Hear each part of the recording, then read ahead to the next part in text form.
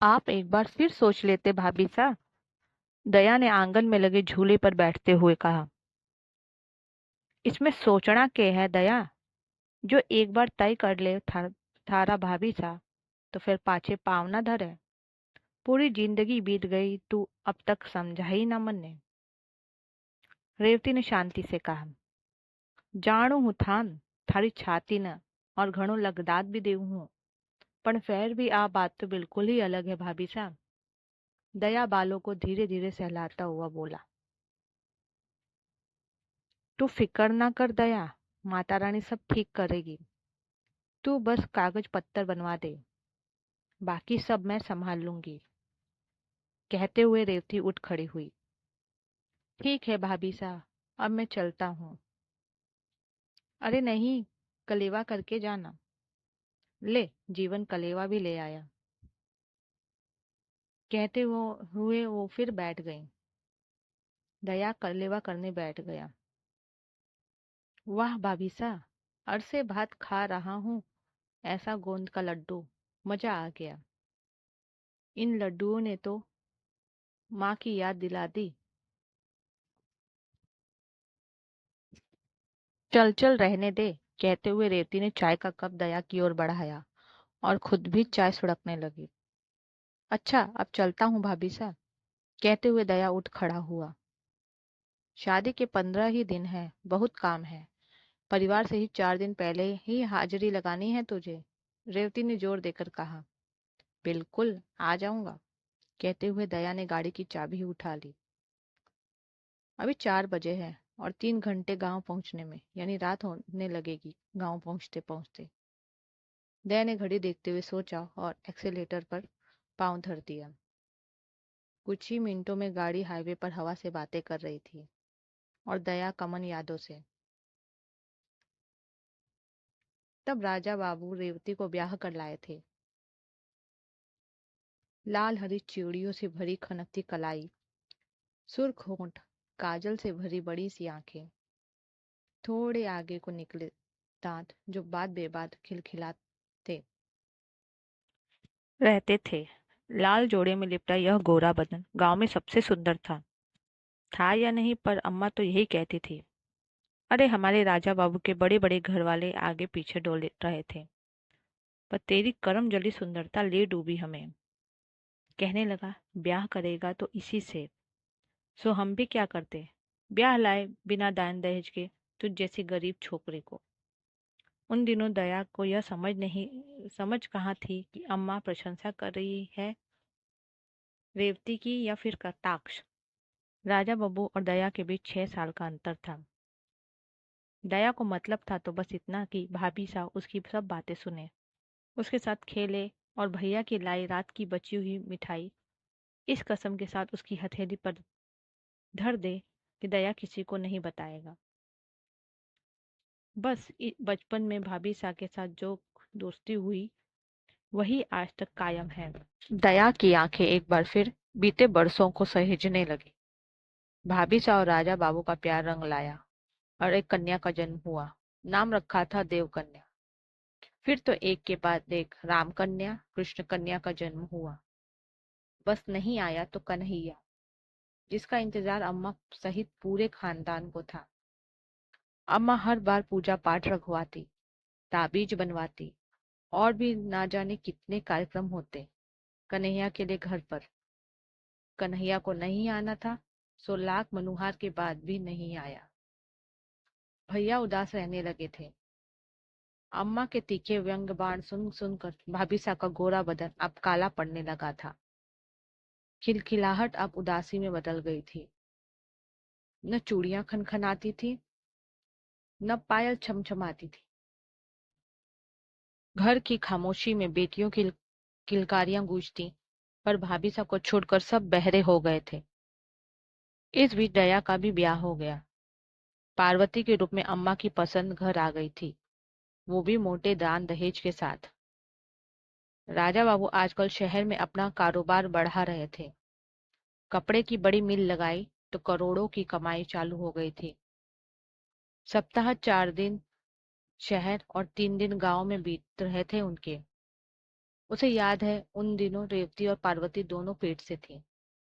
अम्मा राजा बाबू को समझा रही थी, देख बेटा, 3 छोरियां हैं तने, इबके छोरो ही होनो चाहिए। जा डॉक्टर बाबू से बात कर, कोई रास्ता निकाल लेवेगा वे। अम्मा ये मेरे से ना होवेगा, तड़क कर राजा बाबू ने कहा। तो क्या छोरियों से ही घर भर लेवेगा? अम्मा गुस्से से बोली। तभी भाभी सा वहां चाय लेकर पहुंची तो अम्मा का गुस्सा 7वें आसमान पर पहुंच गया। कहने लगी, अरे करम जली, कुछ तो शर्म कर, 3 3 छोरियां जणकर बैठी है, अब तो घर का चिराग पैदा कर, मेरे राजा को कहीं मुंह दिखाने के लायक छोड़। इस बार अगर लड़की पैदा की तो मुझसे बुरा कोई न होवेगा, कहते हुए चाय की ट्रे पर झपटी। भाभी सा के हाथ से ट्रे फिसली और सीधे अम्मा की साड़ी पर। मार डाला रे कुलक्षणी ने, कहते हुए अम्मा का हाथ थप्पड़ रसीद करने ही वाला था कि भाभी सा ने अम्मा की कलाई पकड़ ली। खबरदार जो मुझ पर हाथ उठाया। आज तक थारी हर बात नजर नीचे रखकर स्वीकार करती आई हूँ, पर उसे मेरी कमजोरी समझने की भूल मत न करिए। छोरियों पैदा करन रात ताना सुन सुन के बैरी होगी मैं, अब और नहीं। साफ साफ सुन लो अम्मा, छोरा छोरी पैदा करनो लुगाई के हाथ में नहीं, मर्द के हाथ में होवे। पूछ लेना नर्स मैडम ने, वो बतावे थी मने। पूछना अपने डॉक्टर बाबू से, बड़ी साठगांठ है ना थारी तो।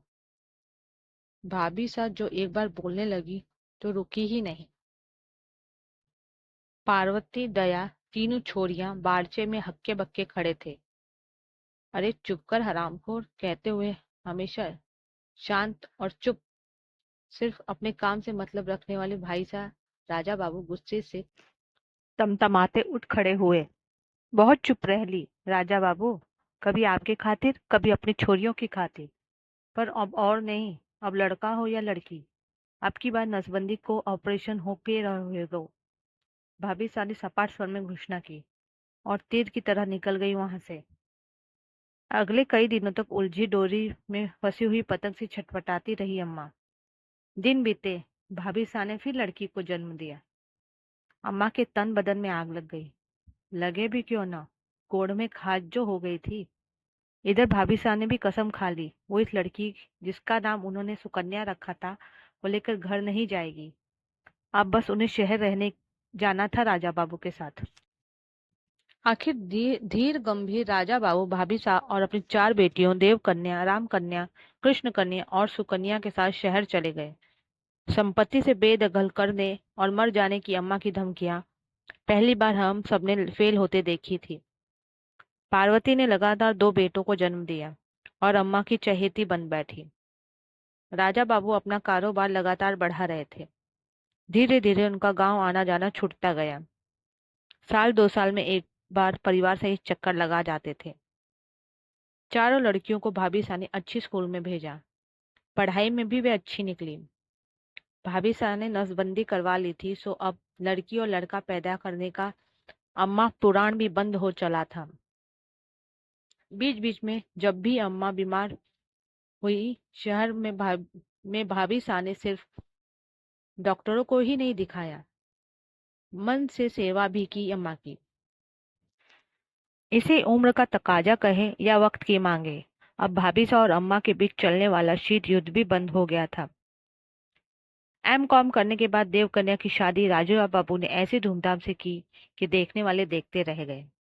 अब राजा बाबू के पास पैसा, पद, प्रतिष्ठा और पहुंच, वो सब कुछ था जिसका आम आदमी सिर्फ अब सपना ही देखता है। बस नहीं था तो वो था स्वास्थ्य। शुगर, कोलेस्ट्रॉल, हाई बीपी के मरीज हो चले थे वो। किस गम में घुलते जा रहे थे वे कोई नहीं जान पाया, और एक दिन हार्ट अटैक ने उन्हें संभलने का मौका ही नहीं दिया। वे भाभी सा को सारी जिम्मेदारियों का बोझ देकर इस दुनिया से कूच कर गए। भाभी सा तो जैसे काठ की हो गई थी। उन्हीं दिनों अम्मा ने उन्हें गांव चलने को कहा। उन्होंने प्रतिक्रिया नहीं दी, पर जब दया ने कारोबार समेटने की बात की तो फूट फूट कर रो पड़ी वो। जमा हुआ दर्द पानी बनकर बह गया। साफ मना कर दिया उन्होंने गांव जाने से। लड़कियों की पढ़ाई के साथ साथ अब कारोबार भी संभालने लगी थी वो। भाभी सा के भीतर एक मजबूत, जिम्मेदार औरत छुपी थी, जिसने न सिर्फ बेटियों को संभाला, बल्कि धीरे धीरे राजा बाबू का कारोबार भी मजबूती से थाम लिया। इन्हीं दिनों बेटियों के साथ मिलकर उन्होंने अंग्रेजी बोलना, कंप्यूटर का ज्ञान, गाड़ी चलाना, सब में महारत हासिल की। ऐसा दबदबा बनाया कि भाभी साहब के सामने किसी की बोलने की हिम्मत नहीं हुई। एक एक कर बेटियों को ससुराल भेजती भाभी साहब की अब चौथी बेटी की शादी है। कहते कहने को तो दामाद, नाती नातिन से भरा पूरा परिवार है उनका, पर बेटियां तो बेटियां हैं। अब मेहमान बनकर आती हैं और 4 दिन रहकर चली जाती है। अब चौथी बेटी सुकन्या की शादी के बाद घर बिल्कुल खाली हो जाएगा। सभी चिंतित हैं इसे लेकर। बड़ा दामाद साथ रहने और कारोबार संभालने आना चाहता है। कृष्ण कन्या अपने बेटे को माँ के पास छोड़कर जाना चाहती है। स्वयं दया भी तो पार्वती के कहने पर अपने छोटे बेटे को गोद लेने का प्रस्ताव लेकर ही तो आया था। सोचते सोचते थक गया था दया। सामने ही ढाबा दिखाई दिया तो गाड़ी को साइड पर लगाकर चाय का ऑर्डर देकर वहीं पड़ी चारपाई पर लेट गए। आज सुबह जब वह पहुंचा तो भाभी सा ने बड़े मनोयोग से स्वागत किया दया का। कहने लगी, आओ दया, बड़े सही समय पर आए हो। मैं तुम्हें बुलाने ही वाली थी। अच्छा, कोई खास काम? दया को मन की मुराद मिलने का शुभ संकेत दिखाई दिया। तुम तो जानते हो, अब सुकन्या की शादी के बाद मैं सारी जिम्मेदारियों से मुक्त हो जाऊंगी। सो तो है, दया ने सहमति जताई। घर भी एकदम खाली हो जाएगा। जब तक बेटियां थी, घर भरा भरा था। ठीक कहती थी अम्मा, बेटी की माँ रानी, बुढ़ापे भरे पानी। भाभी सा ने बेबस निश्वास छोड़ी। ठीक बात है भाभी साहब, समय को कौन रोक सकता है। देखो ना, कल की सी बात लागे है। मन्ने, जब देव कन्या, राम कन्या, कृष्ण कन्या और सुकन्या मेरे कांधों पर चढ़ जाती थी, और आज कोई बड़ी अधिकारी है तो कोई प्रोफेसर। आपकी परवरिश, आपके संस्कार और आपकी समझ, गुणों का भंडार है चारों। आज राजा बाबू और अम्मा दोनों नहीं हैं। होते तो देखते कि छोरियां कैसे नाम रोशन करती हैं खानदान का। कहते हुए दयान ने गर्व से अपने माथे को सहलाया। सो तो ठीक है दया। वैसे राजा बाबू को भले ही छोरा न होने का गम सालता रहा हो, पर उन्होंने छोरियों के लिए कभी कोई कमी नहीं रखी। कहते हुए भाभी सा की आंखों में नमी उतर आई थी। पर आगे क्या सोचा है आपने? छोरियां सब अपने अपने घरों में खुश हैं। अब आपको अपने बारे में भी सोचना है। दया पार्वती के कहे अनुसार अपनी बात कहने के लिए भूमिका बांधने लगा। सोचना क्या है दया, अब तो बस करना है। बस इसीलिए तुझे याद कर रही थी। अच्छा, हुक्म करो भाभी साहब, आप जे कहते। मैं हमेशा हूँ, हाजिर हूँ थारी हाजिर में। दया को लगा लोहा गर्म है, बस चोट करने की देर है। हाँ दया, 4 बेटियों का को पालते पोसते इनकी ऐसी आदत सी हो गई है कि अब बेटी बिना नहीं रह सकती। मतलब? दया असमंजस से बोला। मतलब अब 5वीं बेटी गोद लेने का सोचा है मैंने। सोचा क्या है, करना ही है। वो गांव की विधवा संतोषी बुआ को तो जानते हो ना। कई सालों से उसकी बेटी आरती की पढ़ाई का खर्च उठा रही हूँ। अब की हायर सेकेंडरी की परीक्षा दी है, अब उसे गोद लूंगी। उसकी पढ़ाई और शादी सारी जिम्मेदारी मेरी। कहते हुए रेवती ने अपने आंचल में गांठ लगाई।